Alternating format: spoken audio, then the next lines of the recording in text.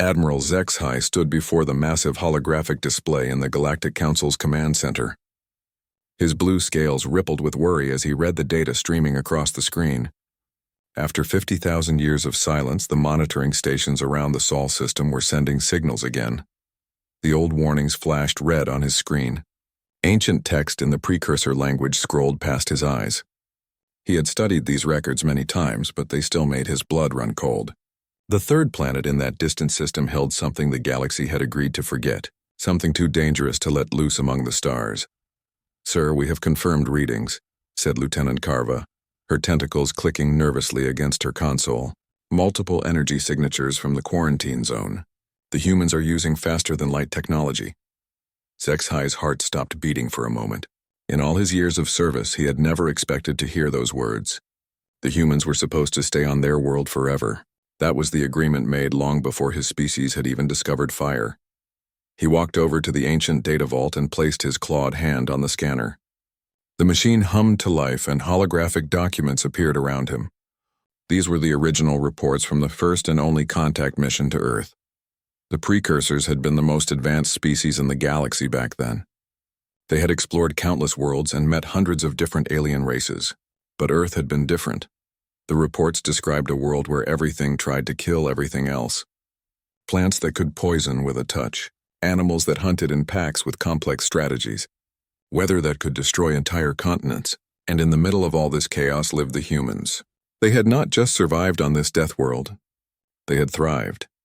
HFY read the behavioral analysis with growing horror. Humans were persistence predators. They would chase their prey for days without stopping until it collapsed from exhaustion. They had evolved to run long distances in the heat, to track wounded animals across vast territories, and to work together in groups to bring down creatures much larger than themselves. But that was not the worst part. The worst part was what they did to their own kind. The precursor scouts had arrived during what humans called the medieval period. They watched in shock as humans built massive stone castles just to attack them with other humans. They created weapons specifically designed to hurt other humans. They formed armies of thousands just to fight other armies of thousands. And they seemed to enjoy it. The reports showed that humans had turned warfare into an art form. They wrote books about battle strategies. They told stories about great warriors. They trained their children to fight from an early age. Even their games involved combat and competition. One precursor scientist had written, "They appear to view violence not as a last resort, but as a natural expression of their nature. They compete with each other constantly, even in peaceful times. They have domesticated some of the most dangerous predators on their planet and keep them as companions. Most disturbing of all, they show genuine affection for these creatures that could easily kill them." HFY scrolled through images of humans with their pets. Massive predators with sharp teeth sat next to human children. Humans rode on the backs of large animals that could crush them with one step. They had somehow convinced these deadly creatures to protect and serve them instead of eating them. The cultural analysis was even more troubling. Humans told stories about heroes who threw themselves into impossible situations to save others. They celebrated individuals who fought against overwhelming odds. Their mythology was filled with tales of mortals who challenged gods and won, through pure stubbornness and refusal to give up. They do not seem to understand the concept of a hopeless situation, one report stated. When faced with certain death, they become more dangerous, not less. They have a saying that translates roughly to, "Hold my beer and watch this," which they use before attempting something that should be impossible. The precursors had tried to establish peaceful contact. They sent their best diplomats with gifts and offers of trade. The humans had been curious and welcoming at first. But when the aliens tried to explain galactic law and the proper ways of civilization, the humans had laughed. The final report from the contact mission was brief but terrifying. Recommendation: complete quarantine of the Sol system. Species designation: Apex Predator. Threat level: Galactic extinction event. Do not attempt further contact. Do not allow them to develop space travel. Do not let them discover they are not alone. HFY closed the files and looked back at his officer. "How many ships have they launched?" "We detect at least 12 vessels that have left their solar system, sir. They appear to be exploring nearby star systems." "And, sir?" "They are all armed." "Armed? What do you mean armed?" Lieutenant Carva pulled up new data. Each ship carries weapons that could destroy small moons. But according to their communications, they consider these basic defensive systems for exploration vessels. Zexhai felt sick. The humans considered planet-killing weapons to be basic equipment for peaceful exploration. What did they use when they actually wanted to fight? Sir, there is more, Carva continued. We intercepted some of their communications. They are planning to make contact with other species. They want to establish what they call diplomatic relations with alien civilizations. The Admiral's scales turned pale blue with fear. The humans were not just leaving their world. They were actively seeking out other species to meet. And they had no idea how terrifying they were. He activated the emergency communication system and sent a priority message to every member of the Galactic Council. The message was simple but urgent. Code red, the humans are coming. Across the galaxy, leaders of peaceful civilizations received the message and felt their hearts sink. They had all heard the old stories. The warnings passed down from the precursors. The tales of the Death World and the Outer Spiral Arm where monsters lived. For 50,000 years, the galaxy had enjoyed peace. Wars were rare. Most conflicts were solved through negotiation and compromise. Different species traded fairly with each other. Technology was shared freely. It was a golden age of cooperation and understanding. But that peace had only been possible because humanity was locked away on their dangerous world. The precursors had made sure of that. They had hidden all evidence of human existence from other species. They had made the Sol system impossible to find by accident. They had created a barrier that would keep the humans trapped forever. Now that barrier was broken. And the humans were coming. Zexhai looked at the star map showing human ship movements. They were spreading out in all directions from their home system. Soon they would make contact with other species. Soon, the galaxy would discover what the precursors had hidden from them. He thought about the peaceful mining colonies in nearby systems, the gentle traders who had never seen real violence, the diplomatic stations where conflicts were resolved with words instead of weapons. All of them would soon meet creatures who had turned their entire planet into a training ground for survival.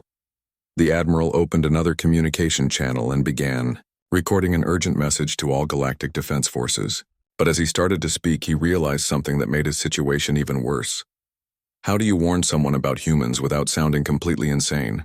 How do you explain that somewhere in the galaxy lives a species that considers warfare to be entertainment? How do you tell peaceful aliens that humans have weapons they call defensive that could destroy their entire civilization? As Zexhai struggled to find the right words, more alerts began flashing on his screen. The humans had just made contact with their first alien species. The age of galactic peace was officially over. Captain Sarah Chen stood on the bridge of the Terra Nova, watching the beautiful blue and green planet grow larger on the main screen. Her ship had been exploring space for 6 months now, and this was their first sign of alien life. The excitement among her crew was obvious. After decades of wondering if humans were alone in the universe, they were about to get their answer. Captain, we are detecting artificial structures on the planet's surface, reported Lieutenant Commander Kim. They appear to be mining operations, and we are receiving a transmission. Sarah smiled. Put it on screen. The main display changed to show a crystalline being with a translucent blue body. It was beautiful in a way that took Sarah's breath away. The creature's voice was like music when it spoke. Greetings, unknown vessel. I am Crystal Singer Thelvan of the Elysian Mining Collective. We welcome you in peace and offer you the hospitality of our people. Please state your intentions and origin. Sarah stepped forward, feeling proud to represent humanity in this historic moment. Hello, Crystal Singer Thelvan. I am Captain Sarah Chen of the human exploration ship Terra Nova. We come from Earth in the Sol system. We are exploring space to learn about the universe and hopefully make friends with other intelligent species. Thelvan's crystalline body flickered with what might have been pleasure. How wonderful. We have protocols for first contact situations. Would you be willing to meet in person? We can arrange for a diplomatic exchange on the neutral space station in this system. We would be honored, Sarah replied. 3 hours later, Sarah and her diplomatic team were sitting across from a group of Elysian representatives in a beautiful meeting room aboard the space station. The Elysians had prepared an elaborate welcome ceremony with crystal formations that played music and created patterns of light. They offered gifts of precious stones and shared stories about their peaceful society. Sarah was fascinated by everything they told her. The Elysians were a gentle people who spent their time creating art and mining crystals that they used to build their homes. They had never experienced war or violence. Their greatest conflicts were artistic disagreements about crystal arrangements. "Your people sound wonderful," Sarah said. "We would love to establish formal relations between our species. Perhaps we could arrange for cultural exchanges and trade agreements." "That would be delightful," Thelvan replied. "Tell us about your people, Captain Chen. What is your society like?" Sarah thought about how to explain humanity to beings who had never known violence. "Well, we are explorers and inventors. We love to discover new things and solve problems. We have a very diverse planet with many different cultures and ways of life. We are always trying to improve ourselves and learn new things." "How fascinating. And what brings you to the stars?" "Curiosity, mainly. We have always wondered what else is out there. We want to learn about other species and share what we know with them. Plus, we figured it was time to see if we could make some friends in the galaxy." The Elysians seemed charmed by this. They asked more questions about human culture, technology, and philosophy. Sarah answered happily, proud to represent her species. Then Thelvan asked a question that changed everything. "Captain Chen, we notice your ship has some very unusual energy signatures. Could you tell us about your vessel's capabilities?" Sarah nodded enthusiastically. "Oh, the Terra Nova is one of our newer exploration ships. She is designed for long-term missions in unknown space. We have advanced life support systems, powerful sensors, and of course, defensive capabilities." "Defensive capabilities?" "Well, we did not know what we might find out here, so we made sure our ships could protect themselves if necessary. The Terra Nova carries fusion torpedoes, particle beam weapons, and kinetic bombardment systems, standard defensive armament for an exploration vessel." The temperature in the room seemed to drop several degrees. Thelvan's crystal body turned a darker shade of blue. "Forgive me, Captain, but did you say your exploration ship carries weapons capable of kinetic bombardment?" "Yes, though we hope never to use them. They are really just for emergency situations. Each torpedo can crack open a small moon, and the kinetic systems can level continents. But like I said, they are purely defensive." One of the other Elysians made a sound like breaking glass and fell off his chair. Thelvan was flickering between different colors rapidly, which Sarah was beginning to realize might be a sign of distress. "Captain Chen," Thelvan said carefully, "could you explain what you mean by defensive weapons that can destroy moons?" Sarah was confused by their reaction. "Well, you never know what kind of threats you might encounter in space. Hostile aliens, dangerous space phenomena, rogue planets.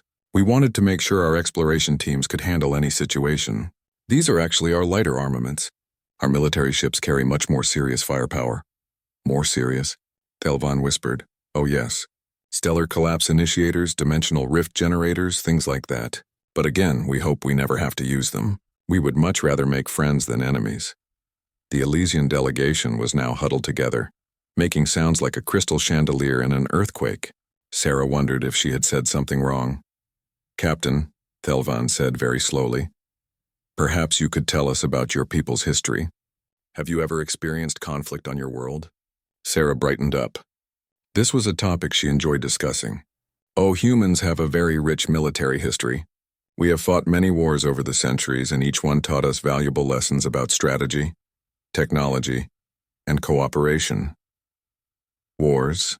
Yes, we have had 2 major global conflicts that helped shape our modern civilization. We also had numerous smaller conflicts throughout history. Some of our greatest heroes were military leaders who won impossible battles through clever tactics and determination." Sarah pulled out her tablet and showed them images from human history, pictures of ancient battles, medieval knights, modern soldiers, and space marines. She explained how each conflict had driven innovation and brought people together. The Elysians stared at the images in horror.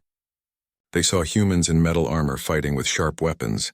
They saw explosions that could destroy entire cities. They saw soldiers who continued fighting even when badly wounded. "This is how your people solve disagreements?" Thelvan asked. "Sometimes, though we prefer negotiation when possible. But conflict has always been a part of human nature. It is how we test ourselves and grow stronger. Some of our most beautiful art and literature comes from wartime experiences." Sarah showed them pictures of war memorials and read them a few lines from famous military poetry. She talked about how veterans were honored in human society and how military service was considered noble. The Elysians looked like they were about to shatter. One of them was making a high-pitched whining sound that hurt to listen to. "Captain Chen," Thelvan said in a voice like cracking ice, "I think there has been a terrible misunderstanding.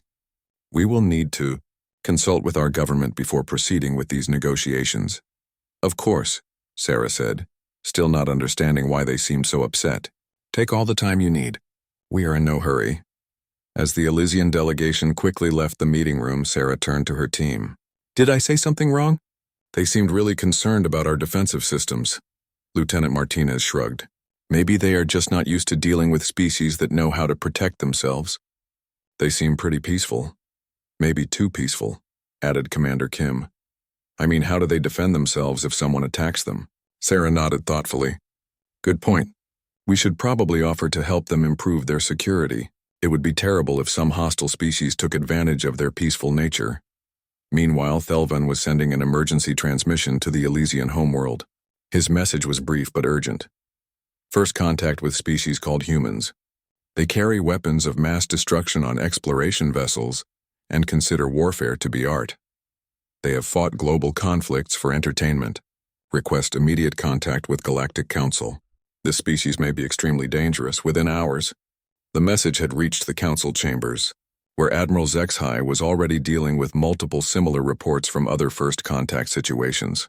The humans were spreading across the galaxy, introducing themselves to peaceful species and accidentally terrifying them with casual mentions of their military capabilities. The galaxy's age of peace was ending, and the humans had no idea they were the ones ending it.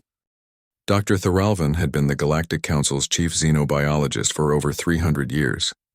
She had studied thousands of species from across the galaxy. She thought she had seen every possible form of life and behavior. But as she accessed the sealed precursor archives about humans, she realized she had been living in a very sheltered universe. Her research lab was deep underground on the Council homeworld, surrounded by layers of security that few beings in the galaxy could bypass. The precursor archives were kept here because the information they contained was considered too dangerous for general access. Most council members had never even heard of these files. Thelvan placed her six-fingered hand on the biometric scanner and spoke her authorization code. The massive vault door opened with a sound like distant thunder. Inside, holographic storage devices contained the collected knowledge of the most advanced civilization the galaxy had ever known. She found the human files quickly.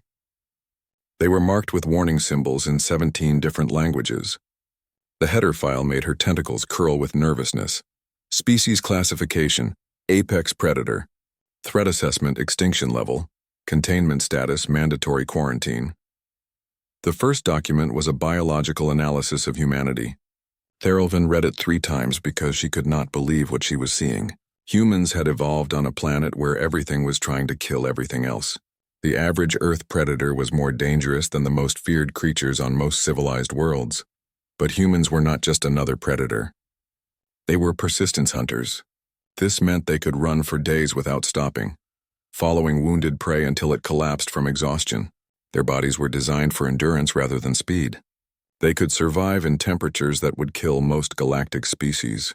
They needed very little water and could eat almost anything organic. Worse yet, they were pack hunters with advanced communication abilities. They could coordinate complex strategies over long distances. They used tools and weapons from an early stage in their evolution.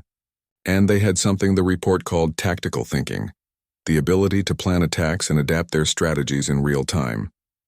Thelvan moved to the next section, environmental analysis. Earth was classified as a Class 12 death world, the highest danger rating in precursor records. The planet was covered in active volcanoes, unstable weather systems, and toxic plant life. The oceans contained creatures that could swallow small spaceships whole. The atmosphere had gone through several mass extinction events that would have wiped out most species. Yet humans had not just survived all of this. They had thrived. The report showed that humans actually became more innovative and dangerous during crisis periods. When their environment tried to kill them, they invented new ways to fight back. When diseases threatened their population, they developed medicine. When natural disasters destroyed their cities, they built better ones. The cultural analysis section made Thelvan's research assistant faint when he tried to read it over her shoulder. Humans had domesticated some of the most dangerous predators on their planet and kept them as companions. The files showed images of human children playing with creatures that could tear them apart in seconds. Massive predators with crushing jaws sat peacefully next to human families. Humans rode on the backs of animals that weighed tons and could kill with a single kick. But somehow these deadly creatures loved their human companions and would fight to protect them. Humans had managed to earn the loyalty of beings that should have been eating them. The report suggested that humans had an unusual ability to form emotional bonds with other species, even ones that were naturally their enemies. The warfare analysis was by far the most disturbing section. Humans did not just fight for survival or resources. They fought for ideas, territory, honor, religion, and sometimes just for the challenge. They had developed combat into an art form with complex rules, strategies, and traditions. The precursor observers had arrived during what humans called the medieval period. They watched in horror as humans built massive fortresses specifically designed to withstand attacks from other humans. They created weapons whose only purpose was to hurt other humans more efficiently. They formed armies of thousands just to fight other armies of thousands. One report described a human battle where both sides continued fighting for 3 days despite heavy losses. The humans who were too wounded to stand kept fighting from the ground. Some fought with broken bones, severe cuts, and injuries that should have been immediately fatal. When asked why they did not surrender, they replied that giving up was worse than dying. The precursors had tried to understand human military thinking by studying their literature and art. What they found was even more terrifying. Humans told stories about heroes who charged into impossible odds to save their friends. They celebrated warriors who chose death over defeat. Their mythology was filled with tales of mortals who fought gods and won through pure determination. Thorolven read a section about human sayings and found phrases that chilled her to the bone. Never give up, never surrender. Victory or death. Hold the line. For honor and glory. These were not the words of a species that understood reasonable limits to conflict, but the most disturbing part was how humans treated warfare as a source of inspiration. They wrote poetry about battles. They composed music to honor fallen soldiers. They built monuments to commemorate conflicts. War was not just something they did. It was something they celebrated and remembered with pride. The technology assessment showed that humans had an unusual approach to scientific development. Most civilized species developed technology slowly and carefully, making sure each advancement was safe and beneficial. Humans, however, seemed to develop technology specifically to solve the problem of, how can we kill this thing that is trying to kill us? They had invented gunpowder to fight other humans more effectively. They had developed chemistry while trying to make better explosives. They had created nuclear technology by studying how to make more powerful weapons. Even their space program had started as a way to launch missiles farther and more accurately. The final section of the archive contained video logs from the precursor contact mission. Thorolven watched with growing horror as the alien diplomats tried to establish peaceful relations with medieval humans. The first meeting had gone well. The humans were curious and welcoming. They offered food and shelter to the strange visitors. They asked intelligent questions about the stars and other worlds. They seemed genuinely excited to learn that they were not alone in the universe. But when the precursors tried to explain galactic law and the importance of peaceful coexistence, the humans had reacted in ways that baffled the aliens. They laughed when told that most conflicts were resolved through negotiation. They seemed confused by the idea that some problems could not be solved through combat. They asked detailed questions about alien military capabilities and seemed disappointed to learn that most species had no armies. One human leader had told the precursor ambassador, "You mean to tell me that in all the galaxy, with all those different species and planets, nobody ever fights about anything? How do you settle disputes about territory? How do you defend yourselves from aggressive neighbors? How do you test your courage and strength?" The precursor had tried to explain that advanced civilizations did not need to fight because they could share resources and resolve disagreements through discussion. The human had listened politely, then asked, "But what if someone just decides to take what you have anyway? What if talking does not work? What if the other guy does not want to be reasonable?" The alien had replied that such situations simply did not arise among civilized species. The human had stared at him for a long moment, then said something that became the final entry in the contact mission log. "Well, That is going to change now that we are here.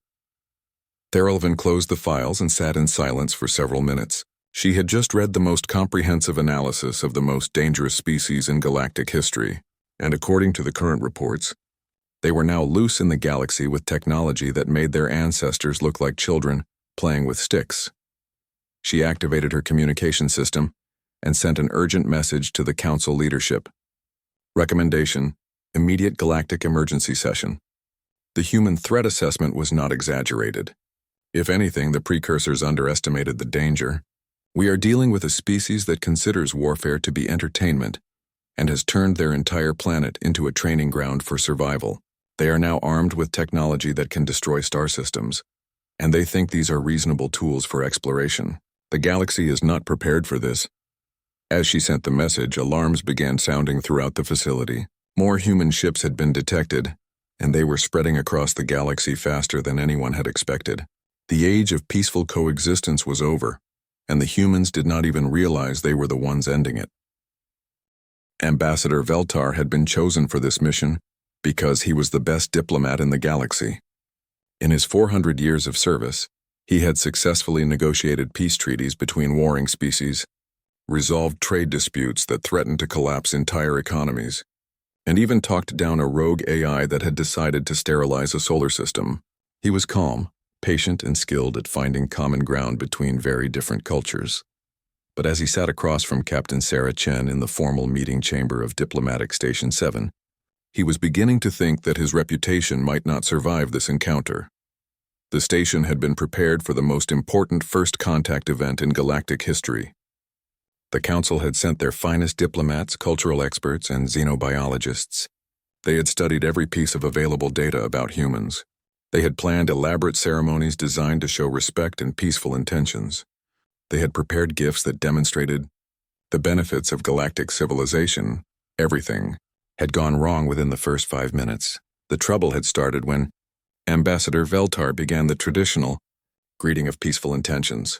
This was an ancient ceremony that involved complex hand movements, formal speeches in 7 different languages, and the presentation of symbolic gifts. It typically took about 2 hours to complete and was considered essential for establishing proper diplomatic relations. Captain Chen had watched the first 10 minutes with obvious confusion, then interrupted by saying, "This is really nice, but could we maybe skip to the part where we talk? My crew has other systems to explore and we are kind of on a schedule." Veltar had been so shocked by this breach of protocol that he had actually stopped speaking mid-sentence. In galactic diplomatic tradition, interrupting the greeting of peaceful intentions was equivalent to declaring war. But the human had said it with such a friendly smile that he clearly had no idea what he had just done. "Perhaps we could modify the ceremony somewhat," Veltar had said carefully. "Great. So you are aliens, right? That is so cool. We have been wondering when we would meet someone else. Are there a lot of species out here? What is the galactic political situation like? Do you guys have wars and stuff?" The casual way the human had asked about warfare had made several diplomats from peaceful species immediately request emergency medical attention. Veltar had tried to explain that advanced civilizations had moved beyond such primitive concepts, but Captain Chen had just looked confused. "Really? No wars at all? What about when someone wants something that belongs to someone else? What about when 2 groups have completely different ideas about how things should be done? What about when some jerk decides to attack your friends? We resolve such matters through discussion and negotiation," Veltar had explained.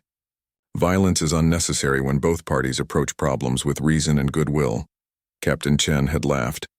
Actually laughed. The sound had made the Elysian representative start glowing with panic. "That is adorable," she had said. "I mean, that works great until you run into someone who does not want to be reasonable. Then what do you do? Such individuals are extremely rare among civilized species." "Huh. Well, that is going to change." The meeting had gone downhill from there. When Veltar had tried to explain galactic law and the importance of following established procedures for joining the galactic community, Captain Chen had responded with what she called friendly banter, but which translated as mortal insults in several alien languages. "So basically, you guys have a big government that tells everyone what to do, and nobody ever disagrees with it? Sounds like a dictatorship to me. How do you overthrow it when it gets corrupt? The Council operates by consensus. Overthrow is not necessary. Right, that is what they all say. Look, no offense, but every government eventually needs to be replaced. It is just human nature to resist authority after a while. How do you guys handle revolution? Veltar had tried to explain that galactic civilization had evolved beyond the need for violent revolution. But Captain Chen kept asking increasingly disturbing questions about contingency plans, resistance movements, and what she called checks and balances. The situation had deteriorated further when Veltar mentioned that humans had been under quarantine for their own protection and the safety of other species. Quarantine? You mean you guys have been watching us this whole time and decided we were too dangerous to meet? Captain Chen had grinned like this was good news. That is actually pretty flattering. What exactly did we do that scared you so much? Your species was assessed as being too aggressive for integration into galactic society. Aggressive? Us? Captain Chen had looked genuinely surprised. We have mellowed out a lot since we developed interstellar travel. I mean, sure, we had a few rough patches in our history, but we learned from our mistakes. Veltar had made the mistake of asking what she meant by rough patches.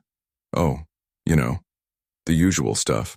A couple of world wars, the nuclear age, some problems with climate change and resource depletion, but we figured all that out. We have not had a really good global conflict in almost 50 years now.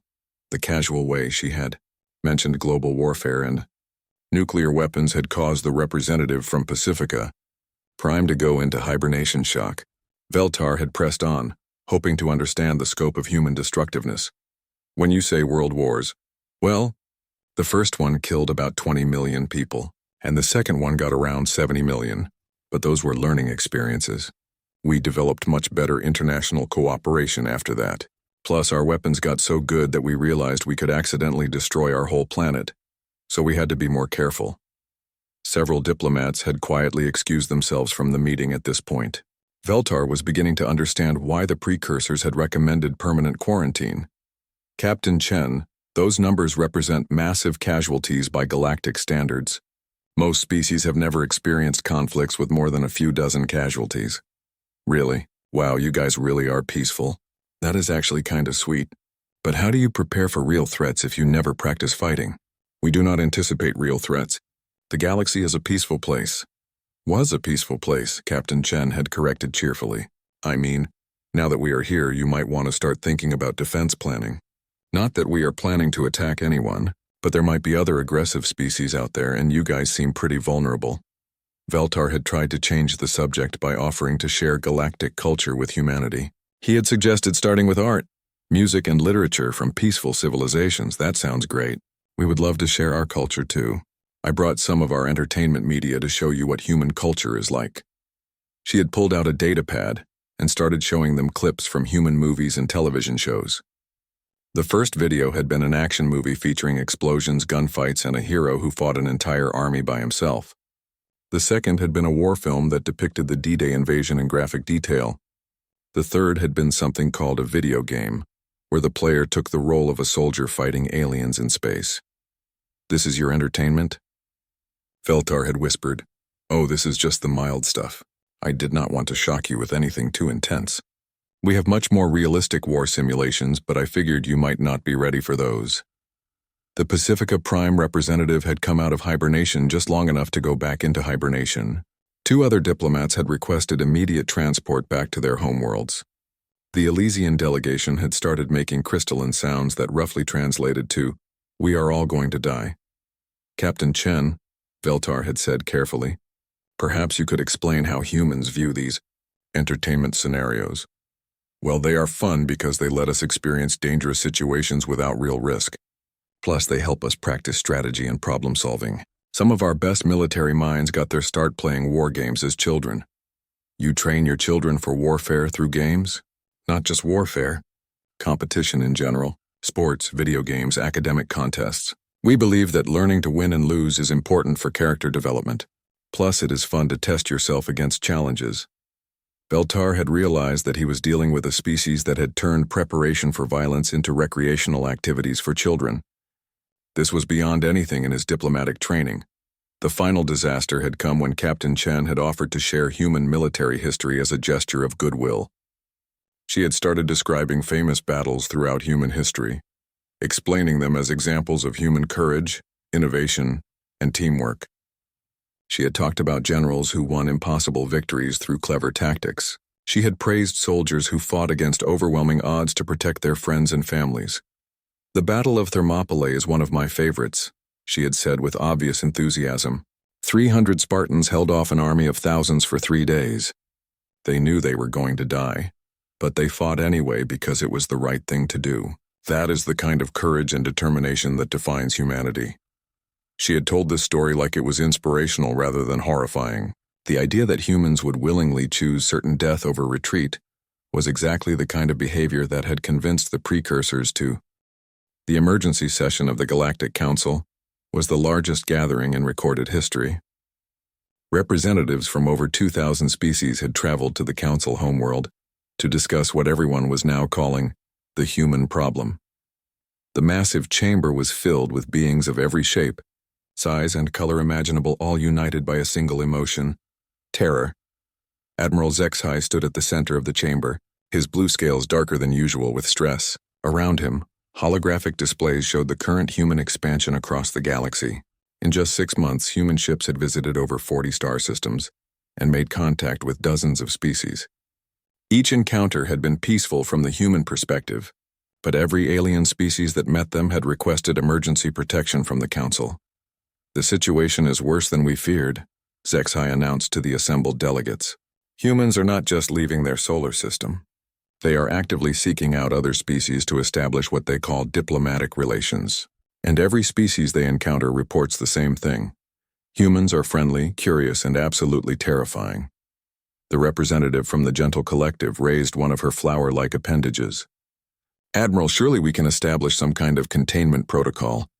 Perhaps we could convince them to limit their expansion to uninhabited systems?" "We tried that," replied Ambassador Veltar, who had recently returned from his disastrous meeting with Captain Chen. "When I suggested that humans might want to avoid systems with established civilizations until proper procedures could be established, Captain Chen asked why anyone would want to avoid meeting new friends. She seemed genuinely confused by the idea that other species might not want to meet them. Dr. Thorelvan activated her holographic display, showing the latest intelligence reports. The problem is not just their desire for contact. The problem is what happens when they make contact.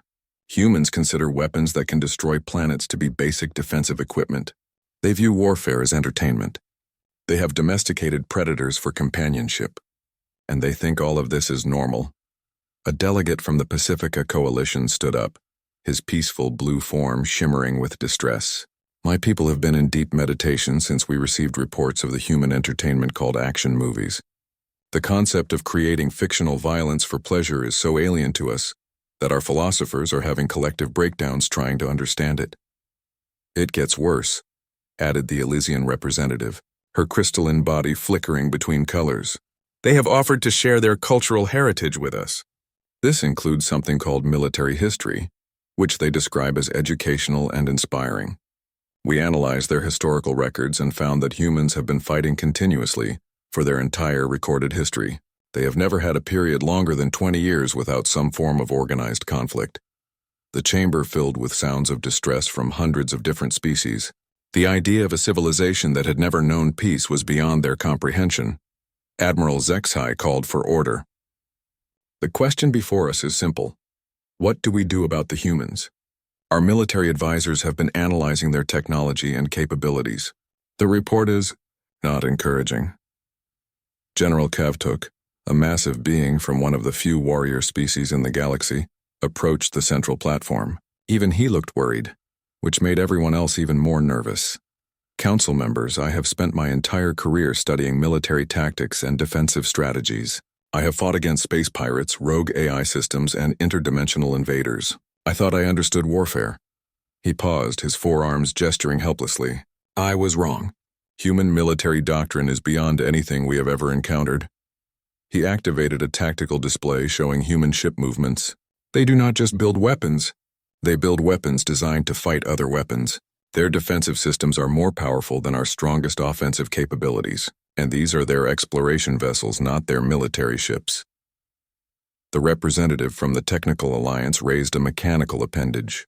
General, surely our combined fleets could overwhelm them through superior numbers. General Kovtuk's expression darkened. We tried to model that scenario. The results were disturbing. Humans do not fight the way we do. They do not retreat when outnumbered. They do not surrender when defeat is certain. They do not follow standard tactical doctrine. Instead, they do something they call getting creative. He showed tactical simulations of human combat behavior. When faced with superior numbers, they use asymmetric warfare. When outgunned, they use stealth and sabotage. When trapped, they self-destruct and take their enemies with them. Most disturbing of all, they seem to fight better when the situation is hopeless. Our computer models cannot predict their behavior because they do not follow logical patterns. Dr. Thoralvin added, General Kovtuk is correct. Human psychology shows that they actually become more dangerous when cornered. They have a saying, nobody fights harder than someone with nothing to lose. This is the opposite of how civilized beings behave. The council chamber erupted in panicked discussions. Representatives huddled together, trying to figure out how to deal with a species that could not be intimidated, reasoned with, or defeated in conventional warfare. Admiral Zexhai called for silence. There is more. We have detected human activity in the Vrek system. The chamber went completely quiet. The Vreks were the most aggressive species the Council had ever encountered. They had been under consideration for quarantine themselves due to their violent tendencies and refusal to follow galactic law. The Council had been planning military action against them for decades. What kind of activity? Asked the gentle collective representative. The humans appear to have made contact with the Vreks and established friendly relations. The silence that followed was so complete that the only sound was the hum of the life support systems. Friendly relations? Whispered Ambassador Veltar. With the Vreks? How is that possible? According to our intelligence, the humans and Vreks discovered they have similar approaches to problem solving. They have formed what they call an alliance and are now sharing technology and military tactics. The Vreks consider humans to be honorable warriors, and the humans consider the Vreks to be kindred spirits. Several representatives fainted at this news. The idea of the two most dangerous species in the galaxy working together was the stuff of nightmares. Admiral, said the representative from the peaceful worlds, we must do something. Perhaps a preemptive strike while they are still limited in numbers? Before Admiral Zexhai could respond, alarms began sounding throughout the chamber. The massive view screen activated, showing the approach of a large fleet of ships. But these were not ordinary vessels. They were sleek, powerful, and broadcasting human identification codes. Council members, announced a calm human voice over the communication system. This is Admiral Chen of the Terran, diplomatic fleet. We are requesting permission to dock and address the assembled representatives of galactic civilization. Admiral Zexhai realized with growing horror that this was probably Sarah Chen's daughter, which meant humans had been breeding while exploring the galaxy. The implications were terrifying. How did they find us? Whispered Dr. Thoralvin. The location of the Council homeworld is classified. We followed the traffic, Admiral Chen replied cheerfully, apparently having overheard them. Lots of ships heading to one system usually means something important is happening. We figured this might be a good time to introduce ourselves formally. The human fleet was now in orbit around the Council homeworld. Scans showed that each ship was more heavily armed than the entire Council Defense Force combined, but the humans were making no aggressive moves. They were simply waiting politely for permission to land. What do they want? Asked the Elysian representative. Admiral Chen's voice came through the speakers again. We would like to apply for membership in the Galactic Council. We have prepared a formal presentation about human civilization and our intentions in the galaxy. We also brought gifts? Gifts? Admiral Zexhai asked weakly. Coffee from Earth, some of our finest literature, and detailed technical specifications for our defensive systems. We figured sharing our technology would be a good way to show our commitment to galactic peace. The assembled representatives stared at each other in disbelief. The humans wanted to join the council. They wanted to share their terrifying military technology, and they had somehow interpreted the gathering of the largest military force in galactic history as a friendly welcome party. Admiral Chen, Veltar said carefully, perhaps we could arrange a smaller, more informal meeting first? That would be great. We promise to be on our best behavior. Oh, and we brought a representative from our new Vrex allies. They wanted to meet everyone too. Several more representatives fainted. Admiral Zexhai looked around the chamber at 2,000 of the galaxy's most intelligent beings, all staring at him expectantly. He was supposed to be in charge of galactic security. He was supposed to protect peaceful civilizations from aggressive threats. But what do you do when the aggressive threat wants to be your friend and considers planet-killing weapons to be appropriate gifts? Allow them to land, he said finally. But maintain maximum security protocols.